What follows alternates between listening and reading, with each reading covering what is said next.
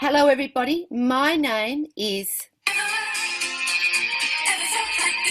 Can everybody hear that? There was no way that I could be at this event without playing that soundtrack. Hello and welcome. My name is Chris Gordon. I'm the Programming Manager for Readings. I am so delighted to have you all here with us tonight. It is such a treat to be introducing you to this fabulous night. But before we get going, before anything sort of happens, I need us to acknowledge that wherever we are in this beautiful country that we live in, that we're living on stolen ground. It's land that's not been ceded. It's not ours. It's a privilege to live here. At the moment, I'm speaking from the Kulin Nation, and I want to pay my respects to their elders, past, present, and future. And of course, I'm doing that on behalf of all of you. So, here we are tonight with the grace of Alan and Unwin, who are the publishers of Gab and Paul, here tonight to hear the story of one person's extraordinary influence over Australia, extraordinary influence over my own children's lives. I can't tell you how many times I've heard that particular soundtrack. I can't tell you how I've been delighted my entire life by knowing Paul Jennings' writings and stories. And when I think about stories, there we go, someone's touched that button. When I think about stories, I think about some of my dear friends as well, some of the storytellers that I've been lucky enough to know. Kathy, I'm putting you on mute once and for all right there. And I want to introduce you to one of my dearest friends, a fellow bookseller, someone who is as crazy about storytelling and as crazy about bookselling as I am. It's Gab Williams, but Gab's gone a step further. She's not just a bookseller. She's not just a spreader of the words. She's also an author, and you might know her from her last book. She's written so bloody many, but her last book was called My Life as a Hashtag. She's one of these extraordinary, warm, wonderful women, and she is going to be interviewing the one and only, drum roll, Paul Jennings. Over to you, Gab. Thanks, Chris. Yay, Paul Jennings. A big welcome to amazing Paul Jennings. Everyone's, well, we can't hear you because you're all on mute, but we can see some of you. Before we do go any further, I'd also like to acknowledge and pay my respects to the Boon Wurrung and Wurundjeri people, the traditional custodians of the land that I'm zooming in from, and also the Gujamara, the traditional custodians of Paul's land. I'd like to pay my respects to all elders past, present and emerging, and acknowledge all Aboriginal and Torres Strait Islanders who have zoomed in to see Paul today. And I also want to pay my respect to your elders past, present, and emerging. Okay, so today I'm going to be chatting to Paul for about half an hour. And then it'll be over to you, the audience, for any questions that you have. And I'll read them out to Paul because that's where it has to be with Zoom. So, Paul, hi. Oh, we've got you. All right, can you hear me? Yes. Hi, Paul. Hi. Oh, well, we got through that. This is always going to happen with Zoom. We're sort of, all sorts of mayhem happens on Zoom, which is kind of fun, I guess, in a way. Very appropriate for you, Paul, being the, the master of the twists. So we're expecting a few twists tonight on Zoom. All right, so Paul, you really don't need any introduction. I sort of feel like I really don't need to go through this next part because you're so well known and so well regarded and so well loved. My children also grew up with all of your books and absolutely love them, and you are one of the people responsible for my children's love of reading.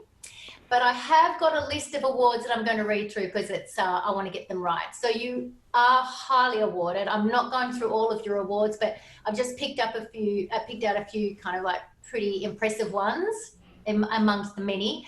A Gold Puffin Award for selling over 1 million books in Australia, an Order of Australia, the Dromkeen Medal for significant contributions to children's literature, and a Lifetime Achievement Award from the Children's Book Council of Australia.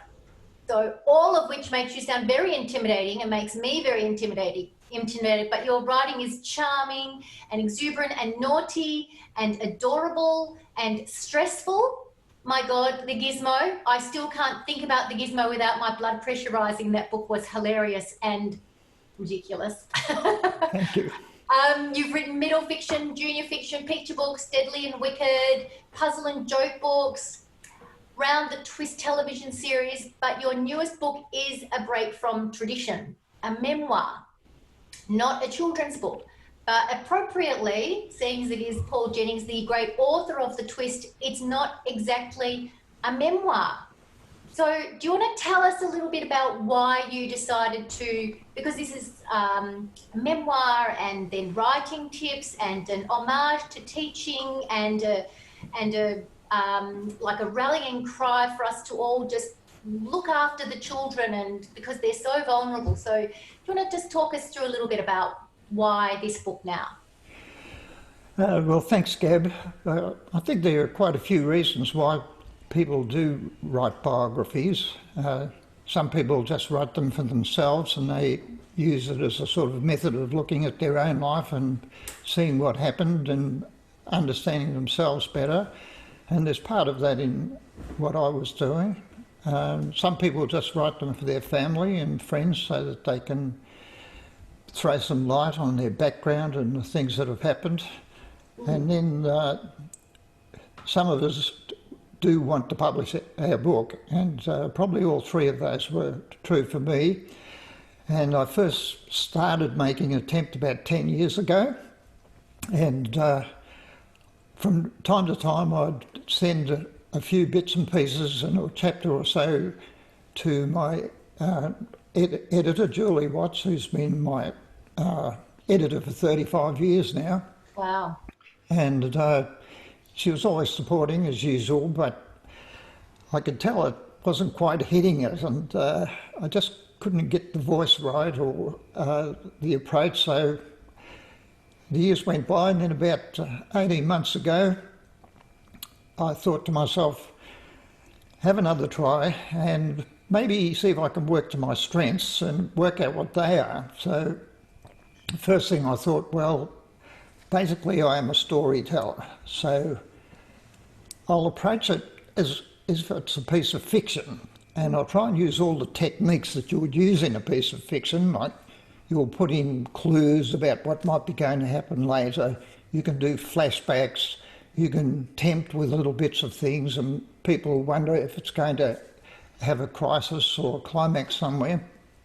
So that was my first idea, and then I thought, well, I've written quite a few children's books now, so what if I put in a few tips for people who might like to have a go themselves, either writing general fiction or specifically for children? I'll toss in a few things. And then the other thought that occurred to me was, well, I haven't done this before, writing a biography. I've read plenty, I've got heaps. But so why don't I talk to the reader on the way through about the process and the problems I'm having with it, because there are a lot of differences between a biography and a piece of fiction and specific problems. So I've done that as well, and that's basically where I started. And this time I sent a chapter or two to Julie, and she said, I think it's ready to send to Alan Nolan-Paul. And she sent it to my publisher, Erica Wagner, and she told me she read the first chapter on the tram on the way into work, and she rang me up and said we want it. So that was the sort of story. Yeah, well, it's lovely, and I've forgotten that I actually should have been doing this right from the start. I'm sure that everyone has seen it, but it's quite a big book, Paul, and you write short stories. So how was that? Was it like tricky doing that? Like the stamina that you need to write a book like this is very different from, because, you know, in here you say that you write your books and you write them very quickly. So, but you do need stamina to write something like this, don't you? Oh, you do need stamina and you need organisation. It was terrible, really, the actual handling of all the material and losing track of what you've said before. And that process, even though you've got the computer and you can do draft one, I actually probably could count up about 60 different little files. And I also, it had other problems because you've got all the people who are in the thing to consider, and that in itself was quite a big problem for me, because you don't want to hurt people's feelings, but then people have done things you haven't approved of or hurt you. So on the way through, those sort of problems arose as well. So it was a very complex problem. Yeah, and I guess that, you know, when you're writing fiction, then you sort of can hide behind the, you know, you take, like in your books, you write in here all about how you would take a real story and you would twist it and twist it and twist it until it becomes its own thing. But so no one would be upset or offended by anything that you've written because they wouldn't recognise themselves in there. But yeah, this is very much I mean, by its very nature, it's going to be very personal. And so I can imagine and what was the response generally from most people? Well, it was, I think it's been good generally. One of the main characters in my life story, didn't want to be in it. I actually sent out 5 copies to the people who I thought might be doubtful about it, and one person didn't want to be in it at all. But that was the only one like that. And of course, I did the usual things. You could change people's names, change the locations. Yeah. You're more comfortable with someone who's died if you're wanting to say something that they might not have approved of. And so they might have children who would be offended too. So the whole thing was quite delicate. And I haven't had any bad responses yet, but it hasn't been out long.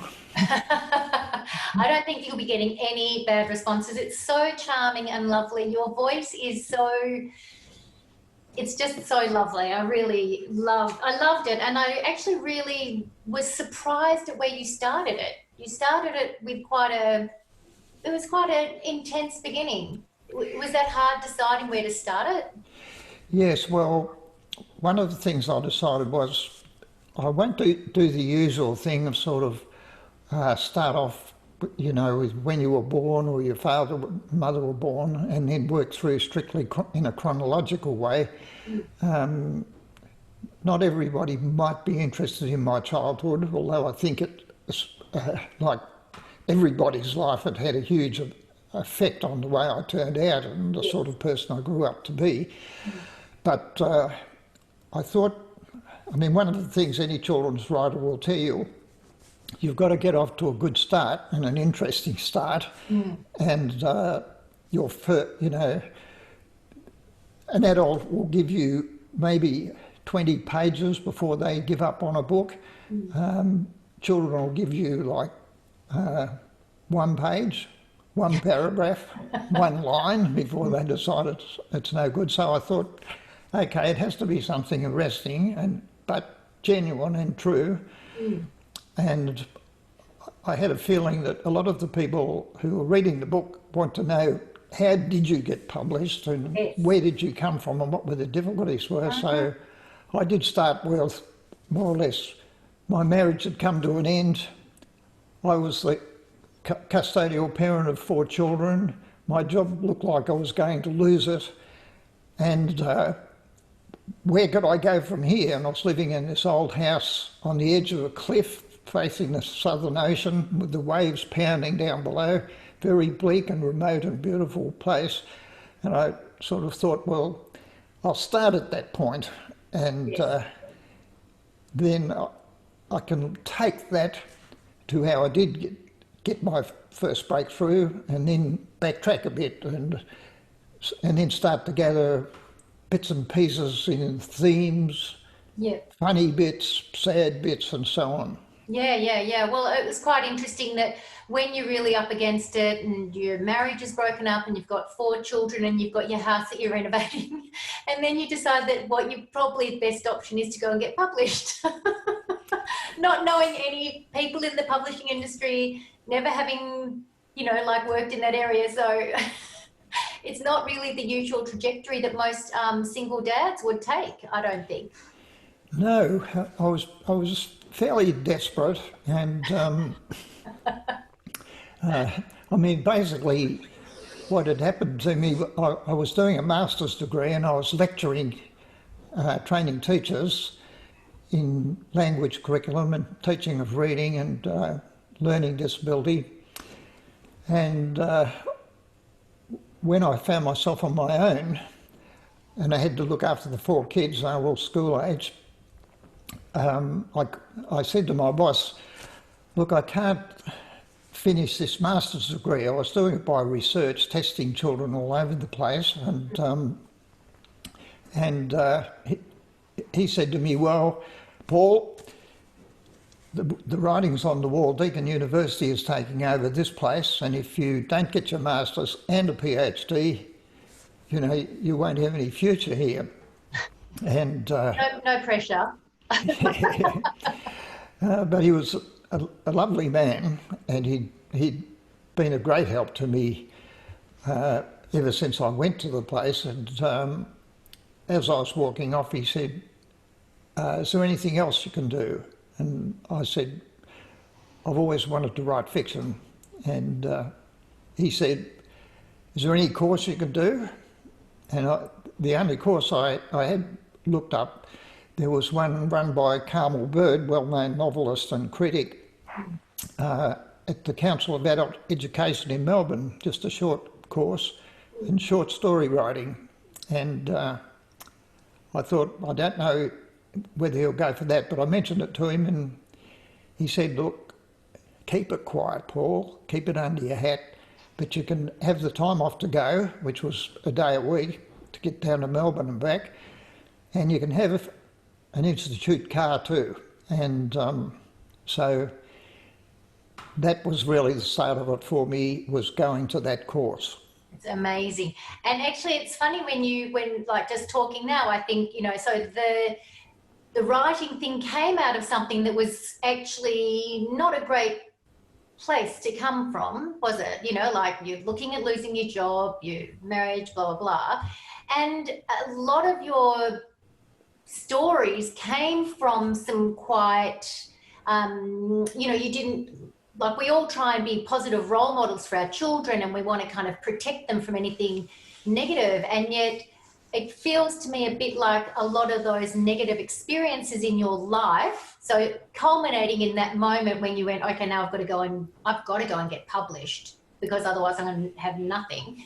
But, some of those negative role models in your life were potentially kind of had a positive impact, even though they didn't, not them themselves, but they didn't break you, but they did shape you and they gave you material and an empathy for kids that ended up being very important in your writing. And that's why you're so popular, is because you really have that understanding. You've got that gut understanding of the little guy. The kids they need protection, and if you're not protected, that vulnerability that they have. And I think that's where your writing is so good. So are you happy to sort of chat a little bit about, I'm thinking of 2 men in particular in your lives who were not terribly positive role models, but did help you in a way, didn't they?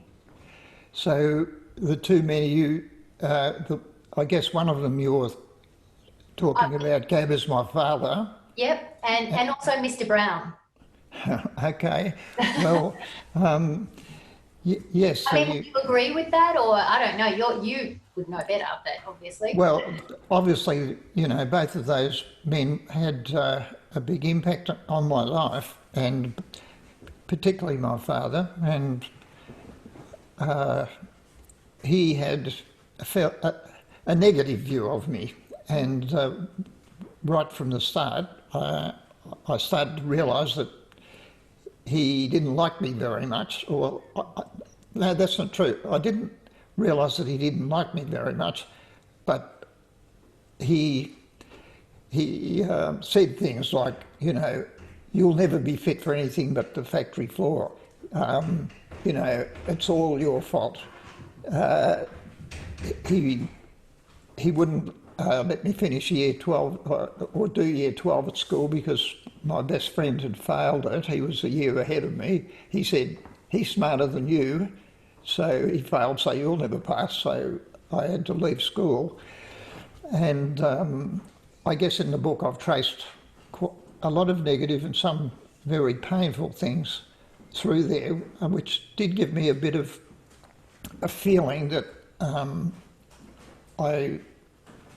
he thought I wasn't bright. And I had two ambitions when I was about 16. One was to be a clergyman because I was very devout young person. Yep. Not totally innocent, I'm not saying that way, but I was very devout, and also I was in the school cadet corps, and I loved marching around, saluting the band, all that stuff, and I thought I'd go in the army.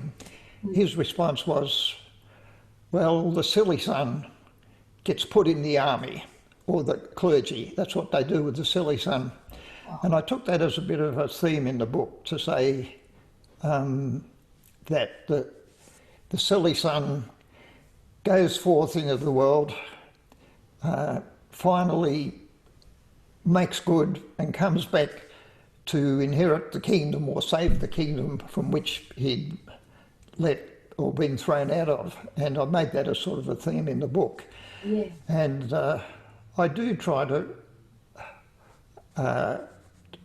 as you've said, Gab, I do try to look at children who are suffering in various ways, some who don't think they're as smart as other kids, or that they're not as well liked, or because basically children are little people in a world of giants. And I think if you can go back and put yourself in that position, then you can possibly write for children. Yeah. Well, one of the things that you write in your book is that people can, you've discussed it with other authors before, that idea that when you write for children, it's sometimes because you can plug into that moment. So there's a feeling with a lot of authors, and because I write young adult, and so, and my parents broke up when I was 12, and it was very bitter and all that sort of stuff. So I can really clearly remember, not events necessarily, but I remember the feeling.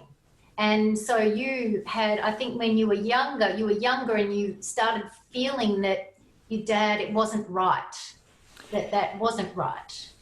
Yes, that's true. And I'm interested to hear that your writing too was informed by similar sort of experiences. Not this one particular, but yes, I think the thing that I found really complex in writing this memoir did help me sort it out, was that the notion that a parent might not love a child is almost incomprehensible to them, because if you haven't got your parents who love you, what have you got? And so I've always tried, I did once break this rule, and I sometimes regret it, that I don't present children with parents in my stories who don't love them, because I couldn't really say to myself, my father doesn't love me, but what I did know was that I didn't like him.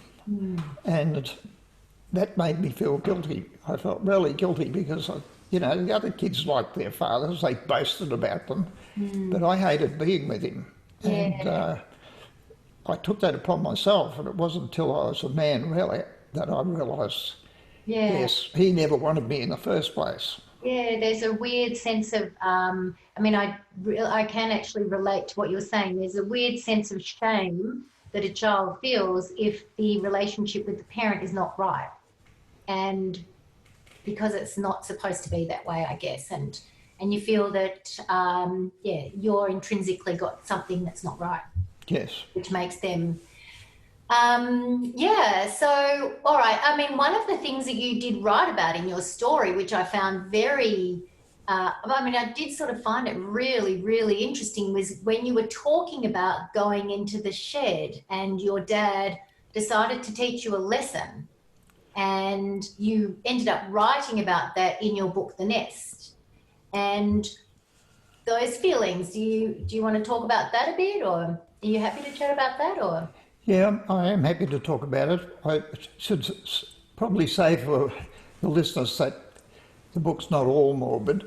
Oh, no, not hysterical. No, it's great. No, we're not going to. No, I know you're not saying that, but I wouldn't like people to think that it didn't have that it was all about that, but I'm very happy to talk about anything, Gab, because I sort of feel if I've put it in the book, well, it's out there for people to read, so it's quite appropriate for you to ask about anything, and I'm happy to do it.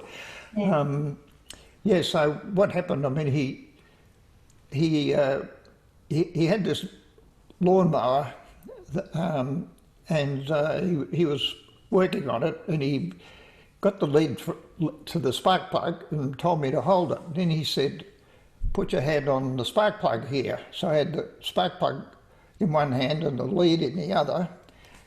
Then he pulled the cord and turned the engine over, which meant that the electricity from the distributor went straight through my one arm and out the other. It was really painful, like a million little hammers inside me. And he said, "That's to teach you about electricity," but somehow inside myself I knew that wasn't what it was about, but I didn't really know what it was about. And then I think the thing that you were asking about was something that I never really spoke to anybody about until I went to therapy after I wrote the book. After I wrote my first book. And that was, I used to be his gopher in the garage. So go for this, go for that, go for the other thing. And it was took you ages to find it. And half the time it ended up being in his pocket, you know. And I didn't know the names. He was a tool maker originally, and he knew the threads of all the nuts and bolts. He'd say, you know, go and get a 5/16 Whitworth. I had no idea what it was. He kept coming back with the wrong one. Anyway, one day he asked me to pass him the hammer, and I just had this flash. I don't know if you call, well, I've obviously thought about it a lot since, and I've read a lot about it, but at the time I wouldn't be able to describe it, whether it was a thought, an impulse, a flash, that I would whack him over the head with the hammer. And I was totally full of fear and apprehension and self-loathing. So then I couldn't pick up the hammer without having that thought. It's like that old sort of trope of, you know, how long can you sit in a bare room and not think about a white polar bear? And so that did become a problem for him right through my teenage years, and it was terrifying. And I told a little story in the book about this sort of fear of insanity, if you like, because when I was about 6 years old, I was in the Cubs, and I had to walk home with this older boy who was in the Scouts, in the dark with him. And anyway, he said to me, "Have you ever heard of full moon murderers?" And I said, "What are they?" He said, "They're mad. They kill people." And I said, "Yeah, but not kids, because we haven't got any money or anything." He said, no, they're lunatics. He said, when the full moon's out, they'll just jump out and kill anyone. So I looked up and I said, well, it's not a full moon. And he said, but there are half moon murderers too. And with that, Nice friend. he went into his driveway and left me to walk home on my own. And I walked down the middle of the road, you know, fearful that a half moon murderer was going to jump out. But it did sort of start this I guess, an original thought when I was quite young, that you can have something in your head making you the bad guy, and you know, and then it had that sort of payoff for me when I was 11 years old. Yeah. Well, I mean, and I don't want to, you know, because your books are so funny. And that's the interesting thing. You know, when I was reading the book, I thought, gosh, it's not what, you know, a lot of the stories that you tell are really funny in there, but it does come from like you know, sometimes it comes from a tough place. And I thought, you know, it's quite interesting. How many drafts is it before you take an experience that is not funny and then flip it into something that is so funny? And like one of the things that just made me laugh so much was your story about the girl who, you know, was thirsty and she put her tongue on on the refrigerator, and then the story that came out of that is just so genius. And so, you know, how do you do that? For all the aspiring writers out there who want to write for children, how do you do that? Well, I think it's tough. It's quite hard. I don't find it easy. I always think even though I've written hundreds or so short stories now, I always think I'll never think of another one. But sometimes a little idea will be given to you by someone else, and it's happened to me twice I can think of with children. At any children's author will tell you that the kids will come up and give you ideas when you're doing the book signing afterwards. And she said to me, she lived in Darwin and they had a fridge with a metal freezing compartment, and she went to get some water, there was none there, so she saw a little ice drop on the metal freezing compartment and went to lick it off and her tongue stuck to it. And I said, oh, thanks, thank you for telling me that story, that's a nice idea. And and then sometime later I thought, oh, it's a really good idea. And I thought, well, what can you do with it? I mean, you're stuck there on the fridge with your tongue. And so then I thought, well, okay, she's got to move around a bit. So I immediately thought of those ice blocks that you used to get in the fridge when I was, not a fridge, in a freezer, what do you call them, an ice chest when I was a boy. And you can pick that up and get stuck to it like that. So then I changed it. I thought, well, what about those ice statues that are in posh restaurants?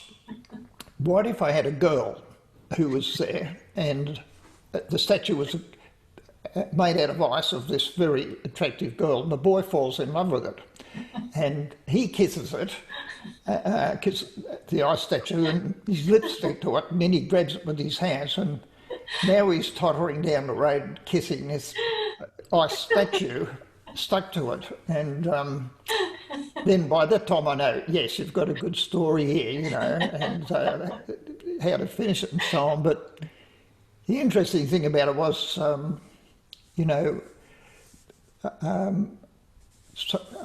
somebody said to me, you pinched that idea from the Tar Baby, which is a well-known American story of the Tar Baby and what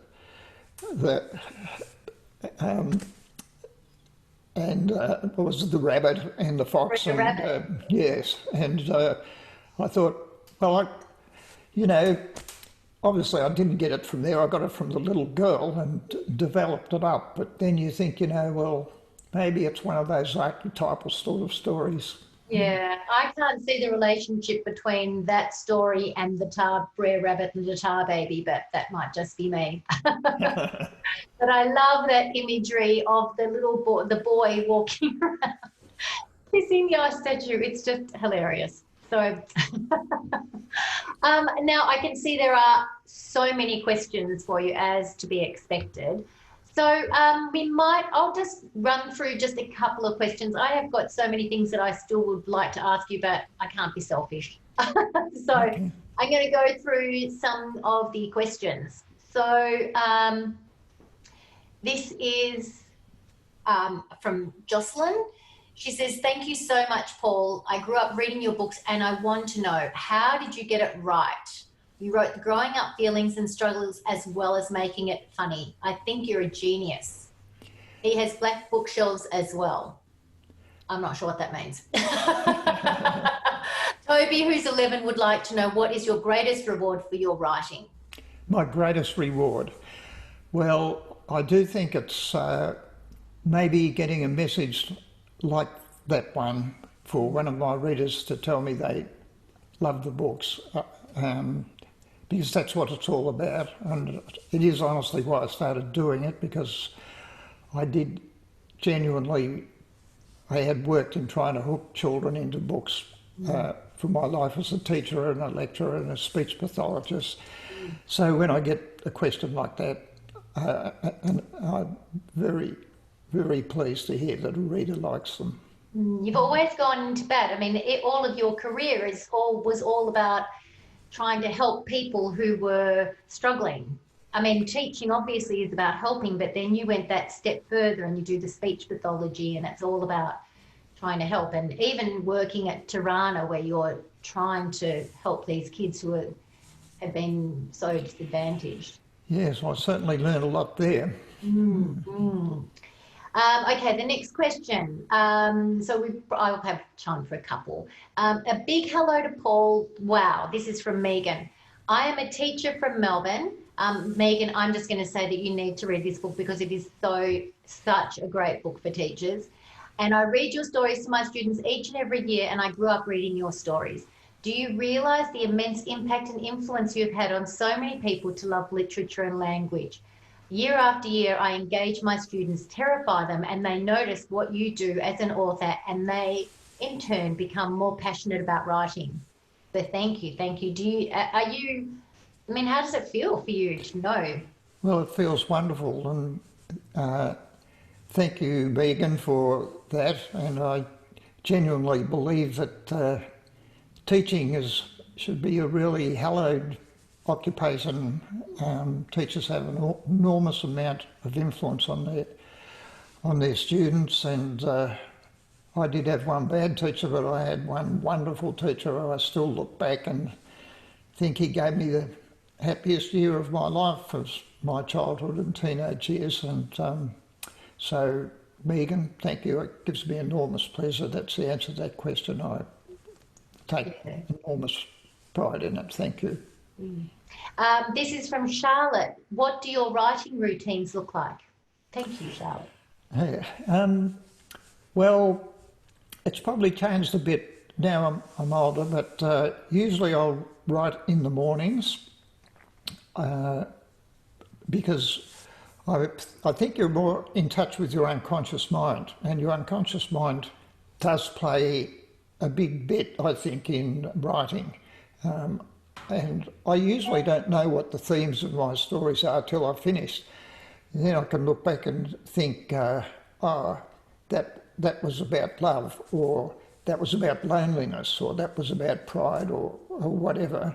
But I don't usually start from saying I want to teach a lesson. I just start telling the story, and then afterwards I find out what it's about. And I think that partly comes from the fact that early in the morning you've been in touch with your dreams and your unconscious mind, and I think the unconscious mind is a tremendous source. So I'll write furiously for maybe 4 hours, and up until recently I had a study with a glass door that could look out into the lounge room and my bookshelves and what everybody else in the house was doing, because it gets so intense. I can only go for about 20 minutes, then I have to stand up and walk around and go back again. And usually after about 4 hours I'm washed out with it, and I have to leave it. Writing Round the Twist was different, and so was this biography. His biography was, it was more like 8 to 10 hour day on it, because there was so much organising and shuffling around and that sort of thing. But I do know that Other writers are different. Some writers write in the evening or at night time. There isn't any real proper way of doing it. It's just what suits you. But, what about you, Gab? What do you do? Well, I think that you're right. I think that you have to write. If I don't write in the morning, then I can very, very easily let the entire day get away from me. But I make lots of excuses not to sit at my desk and write, Paul. Which is probably just one of the small reasons why I will never be anywhere near you. But that's okay. No, don't say that, because I get plenty of times I think I'll go and work in the garden today or do anything to not do it. Yeah, I think we all have that. Isn't it amazing though, that feeling though, when you just get totally in there and then you look up and you go, oh my God, I can't believe that felt like it's been 15 minutes and it's been such a good feeling. That's right, exactly. There's another question here. I think this will have to be the last one. I think we might be running out of time. This is from Helena. My son is a lighthouse aficionado, and we have seen so many lighthouses around Australia as a result of me introducing him to Round the Twist. Where did you come up with the idea for the concept and subsequent stories? Yes, well, that was an amazing time, Round the Twist, and there are a lot of people besides me involved in it, of course, but basically the Australian Children's Television Foundation contacted me through my publisher and said they were interested in making my stories into a television series, and so I agreed to that. But after I'd signed up for it, I rang up Patricia Edgar, who was the executive producer, and I said I'd like to write the scripts. And she said, well, have you ever written scripts before? And I said, no. And she said, well, sorry, Paul, but we need someone with experience. And anyway, it would be cruel to ask someone to write 13 episodes of television all on their own. So I was very disappointed about that. And then she relented a few days later and she said, we'll let you write one episode up to first draft level, and if we like it, we'll let you do it. So they sent down Esben Storm, who was one of the directors and was the script editor, to basically tutor me in writing scripts. And I went to work and wrote the first one and gave it to him. He sent it in and came back and they didn't like it. Oh. And, said, not funny enough. And I, what? What a criticism, not funny enough. Anyway, again, they relented. They said, you can have one more try.